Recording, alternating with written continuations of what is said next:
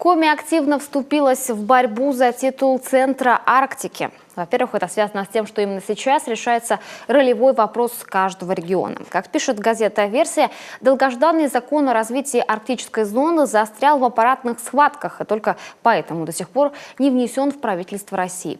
Интригой остается и имя того, кто возглавит будущее федеральное агентство по делам Арктики. Кресло руководителя предлагается отдать одному из губернаторов северных регионов. Издание отмечает отличительные шаги на пути к этому нашей республике.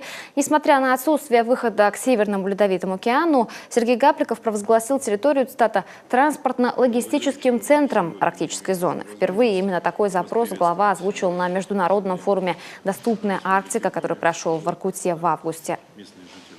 Все, что касается стратегических развитий региона, мы имеем, безусловно, иную картинку, которая, может быть, раньше не столь активно рассматривалась, но мы считаем, что территория Республики Коми – это одна из важных транспортно-логистических территорий, ресурсных территорий и, безусловно, территорий, возможной для строительства новых предприятий по переработке ресурсной базы, с тем, чтобы качественно выполнять, в том числе, те решения, которые были приняты на федеральном уровне с точки зрения импортозамещения. Мы все прекрасно знаем, как активно развивается у нас Юго-Восточная Азия, те вопросы, которые сегодня стоят на повестке российско-китайских договоренностей.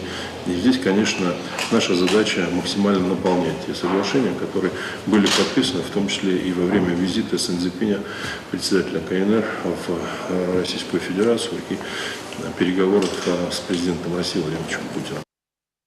Еще одна практическая составляющая того, что сейчас делает Коми, на что указывает федеральное издание – переговоры с королевством Бахрейн. Сергей Гапликов лично пытается заинтересовать арабских шейхов в финансировании строительства Белкамура. При этом, что тоже в прежние годы не звучало, скооперироваться Коми предлагает не с Архангельском, а с Ненецким округом. К слову, глава НАО Александр Цыбульский изменения вектора поддерживает. Мол, в отличие от Архангельска, у их порта Индиго нормальная глубина и удобная береговая линия. Об этом он заявил в эфире местного телевидения.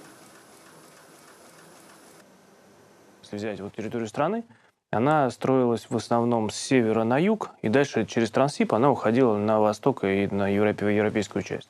Сейчас же экономика, с учетом планов, о которых уже не раз говорил президент и подтверждал, у нас идет активное развитие Северного морского пути. Северный морской путь развернет в целом все экономические потоки наоборот. Даже при недостатке транспортной подводящей инфраструктуры сегодня, конечно, такого второго места с такими глубинами незамерзающей бухты, как Индиго, просто нету от Мурманска.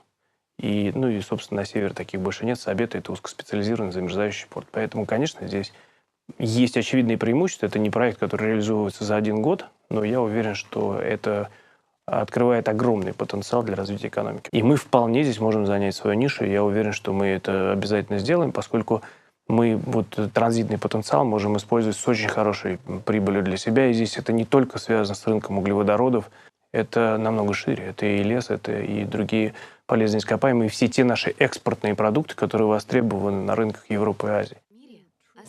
О Северном морском пути, как одной из главных панацей для оживления экономики страны, прежде высказался и курирующий концепцию развития Арктики вице-премьер Дмитрий Рогозин. Он назвал проект планетарным, потому что тот в перспективе может изменить транспортную конфигурацию всего евразийского континента. В отличие от Суэцкого канала, здесь не надо стоять в долгой очереди и платить за проход. К тому же заполярная магистраль проходит максимально далеко от очагов морского пиратства, чего не скажешь, например, об альтернативном маршруте мимо Сомали и Филиппин.